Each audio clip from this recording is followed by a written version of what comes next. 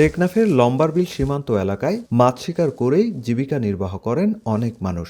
জীবনের ঝুঁকি নিয়েই প্রতিদিন নাপ নদী ও সীমান্তবর্তী এলাকায় যেতে হয় তাদের। আর এই মাছ শিকার করতে গিয়েই মিয়ানমারের অভ্যন্তরে চলমান সশস্ত্র সংঘাতের ভয়াবহ চিত্র প্রত্যক্ষ করেছেন স্থানীয় জেলেরা।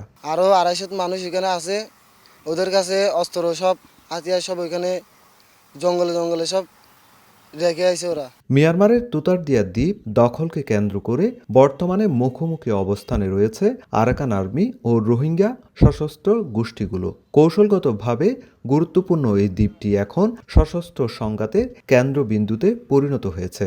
স্থানীয়দের দাবি, তুতারদিয়া দ্বীপের নিয়ন্ত্রণ থাকলেই সীমান্তের ইয়াবা ব্যবসা ও চোরাচালান কার্যক্রম সহজেই নিয়ন্ত্রণ করা যায়। এই কারণেই দ্বীপটিকে দখলে নিতে মরিয়া হয়ে উঠেছে একাধিক সশস্ত্র গোষ্ঠী। যারা বিজিবি আছে বা অন্যান্য বাহিনী আছে, তাদের সকল বাহিনী দিয়ে যদি বর্তমান পরিস্থিতিতে যদি আমরা একটা শক্ত যে আইন শৃঙ্খলা বলয় সৃষ্টি করি, তাদেরকে অনেকাংশে রোধ করা যাবে।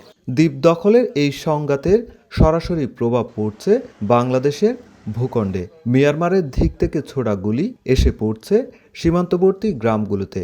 ফলে প্রতিনিয়ত আতঙ্কের মধ্যে দিন কাটাচ্ছেন সীমান্ত এলাকার বাসিন্দারা। যে কোনো সময় প্রাণহানির আশঙ্কায় চরম নিরাপত্তাহীনতায় ভুগছেন তারা। ব্যবসার কারণে উদাহরণে এখানে ব্যবসায়ী লালন করতেছে। অন্য মানুষ দেখেন আর দেশের মানুষ দেখে হিসাবে এটা গুড়ুম করি না পারে। ওখানে গুলি করতেছে, এখানে গুলি আসতেছে, মানুষ মারা যাচ্ছে, এইরকমই আর কি।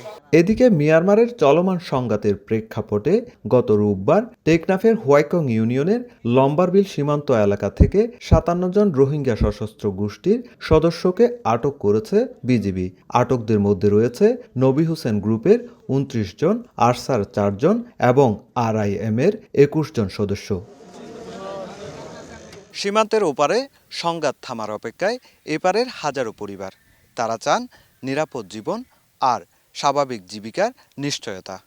টেকনাফের নাপ নদীর জলসীমা থেকে সুজাউদ্দিন রুবেল, সময় সংবাদ, কক্সবাজার।